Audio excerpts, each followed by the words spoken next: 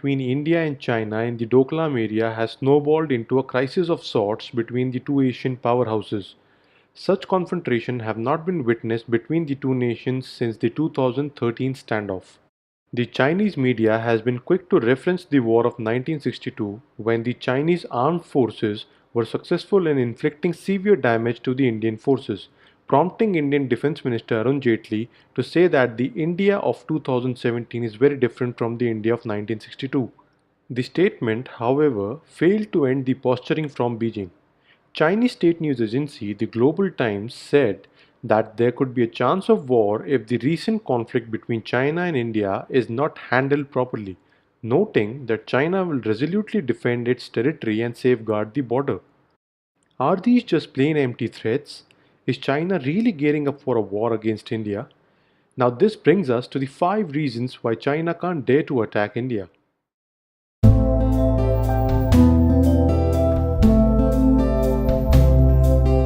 Number 1. India's military strength. For decades now, the Chinese Communist Party has been diverting significant resources to expand and modernize the Chinese military. Although late, the Indian government too has stepped on the gas when it comes to military modernization. So how do the two forces, two of the largest in the world, stack up against each other? Let us have a closer look. The defense budget for China has been way above India's budget. For China, it was $151 billion in 2017, whereas it was $51 billion for India in the same year. This is evident from the fact that the People's Liberation Army of China has 23,35,000 active personnel compared to 13,25,000 of the Indian Army.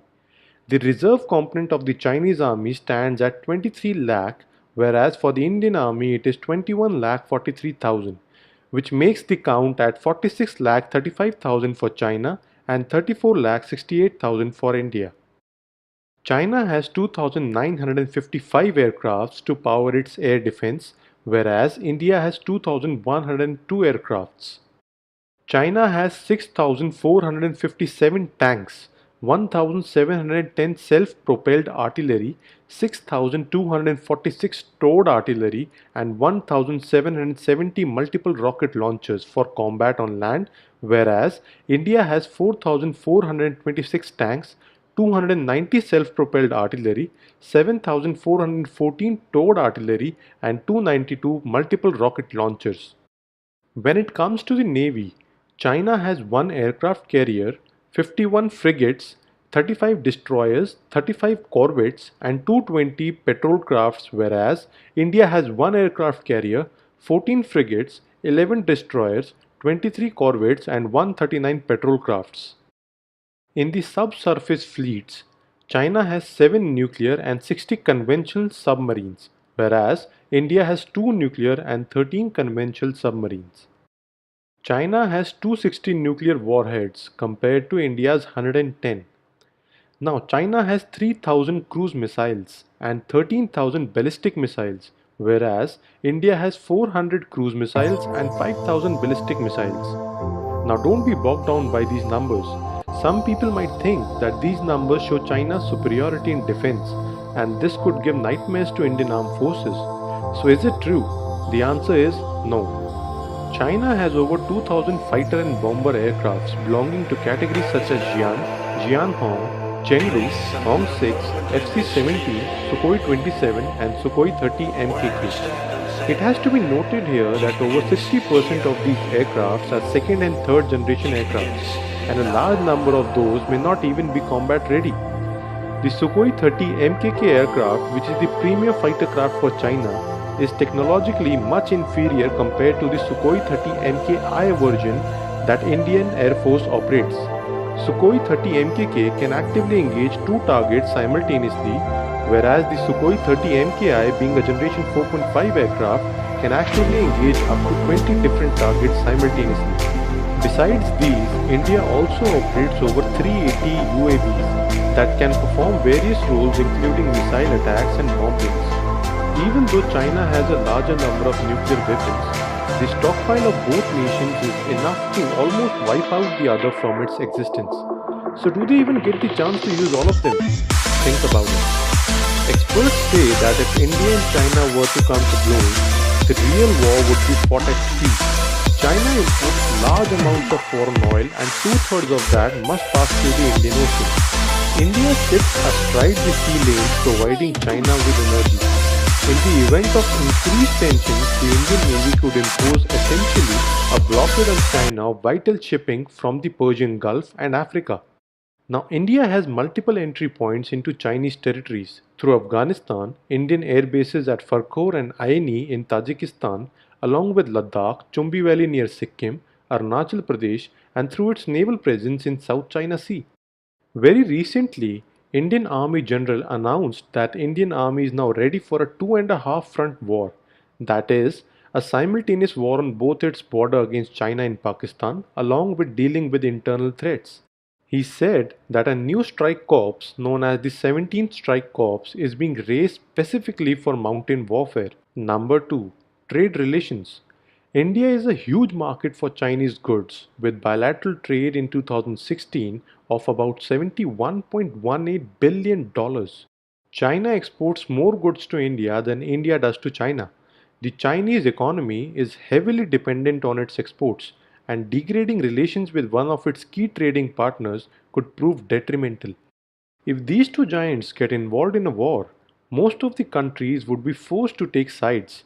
India over the last few years has engaged its diaspora to great effect and has strengthened bilateral relations with most of the powerful nations of the world. Too bad for China. Number 3. China's slowing economy. In 2016, China grew at its slowest pace since 1990. In the first quarter of 2016, the country recorded a GDP growth of 6.7%. So, what exactly happened? There was a strong decline in manufacturing and construction output, the main drivers of China's growth until now. But a few other issues came into play, considering the three main ingredients for long term growth. The first one being labor, which is now declining as China has already peaked its population in 2012. The second is productivity, as China is catching up economically with the rest of the world and is approaching the innovation frontier.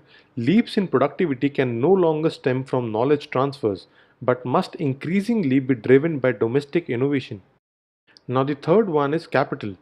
China's already high investment levels of around 50% of their GDP will be difficult to sustain in light of total debt having reached 237% of GDP, up from 148% at the end of 2007. Now, China, due to its trade surplus over the years, collected a whopping $3 trillion of Forex Reserves, which it invested in the US Treasury bonds. Due to the low returns, China had started diverting its forex reserves into projects like the One Belt One Road and Maritime Silk Route instead of the US Treasury bonds. Under the One Belt One Road initiative, China is expected to invest up to $1.3 trillion in infrastructure projects, which will connect China's industrial heartland to Western Europe via both land based as well as maritime transportation and communication networks. With a slowing economy and huge amount of money already invested in development projects, it is highly unlikely that China would dare to engage in a full-fledged war, as it might either push China one step ahead towards bankruptcy or halt the projects in between for years to come. Number 4. India's strategic ties with other countries. India over the last few years has strengthened strategic bilateral ties through Prime Minister state visits to various countries such as USA, Russia, Israel, Mongolia, Japan, South Korea, Gulf countries, and the Southeast Asian countries, which is enough to surround and pressurize China whenever needed. Number 5. South China Sea. China is very possessive about its claims over the South China Sea, where it is already facing resistance by Taiwan and the Southeast Asian countries, especially Philippines over Spratly Islands and Scarborough Shoal. The Hague Tribunal recently ruled against Chinese claims of the South China Sea and asked it to follow the United Nations Convention on the Law of the Sea. China's involvement in a war with India will only escalate the South China Sea issue, with many countries joining India to contain China and stopping its meaningless claims over the water body, which is a key route for world trade. These were the various factors that would force China to think twice before attacking India.